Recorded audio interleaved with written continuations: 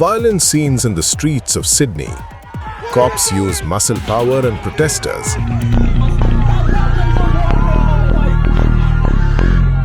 Police officers can be seen charging and punching protesters. Scuffle. Clashes. Chaos. Sydney's town hall turns into a war zone as thousands gather to protest against the visit of Israeli President Isaac Herzog. Australian police said 27 people were arrested, including 10 for allegedly assaulting officers. An opposition lawmaker claimed that he had been assaulted by officers. The situation turned out of hand when the cops moved in to clear pro-Palestine protesters. Protests erupted against Herzog's visit to Australia, which came after a mass shooting at a Jewish religious event at Bondi Beach in December that killed 15 people. Footage showed some protesters trying to push through blockades as officers forced them back. Some were seen lying on the ground while police tried to restrain them. Police used tear gas and pepper spray to disperse the crowd.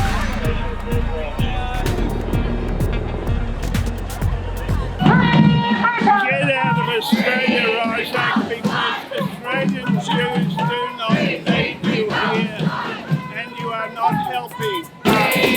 To go to The Hague, leave Australia.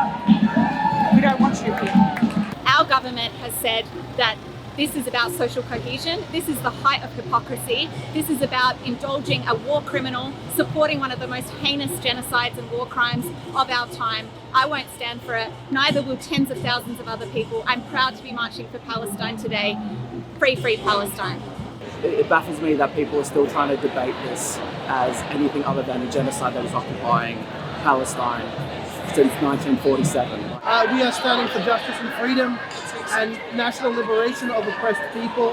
As long as there's injustice in the world and oppression like that represented by the Israeli government, it is upon all who believe in justice and freedom to stand up and stand against that oppression. So that's why I'm leading it. A so-called democracy that punishes peaceful protesters like us, but welcomes a war criminal with open arms. That is all the right-wing fascist state of Israel has left now. Lies, bombs and bloodlust. Because we are just one of about 30 protests happening around this country right now. Since October 7, we have seen mass starvation, death, killing, rape by Israeli soldiers and Palestinians. The demonstration comes as the Israeli president arrived for an official visit in Australia, during which he commemorated the victims of last year's Bondi Beach mass shooting. The visit attracted the ire of some people in Australia who accuse Herzog of being complicit in civilian deaths in Gaza. He's set to travel back to Israel on Thursday. Herzog said at the outset of his visit that he had come here in goodwill.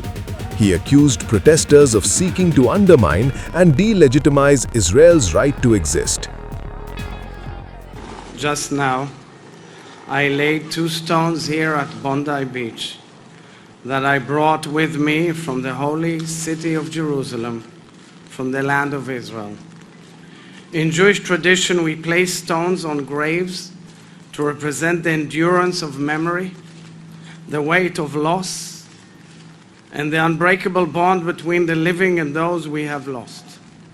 These stones from Jerusalem, the eternal city, the eternal capital of Israel, will remain here at Bondi for eternity, in sacred memory of the victims, and as a reminder that the bonds between good people of all faiths and all nations will continue to hold strong in the face of terror, violence, and hatred, and that we shall overcome this evil together.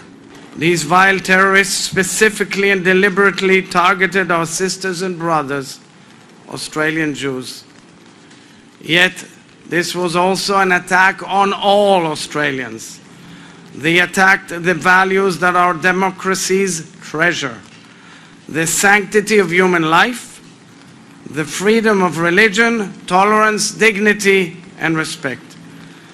This is how terror operates all around the world. And sadly, Israel has faced deadly threat of terror for many, many years. In the face of this evil, we saw the very best of humanity. Suddenly, here on Bondi, surfboards became trenches and stretchers as ordinary people ran into the danger and saved innocent lives. And in the aftermath of the attack, the people of Australia stood together in grief and solidarity with the Jewish community. Anti-Semitism here in Australia is not a Jewish problem. It is an Australian problem and a global problem. Over the generations, one thing has become clear. Hatred that starts with the Jews never ends with the Jews. This is why the current rise in anti-Semitism around the world is a global emergency, and we must all act to fight against it.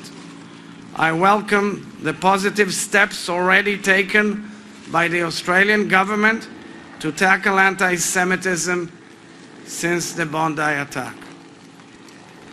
Leaders across all sectors of society must speak out clearly and consistently against anti-Semitism, because silence in the face of hatred is complicity.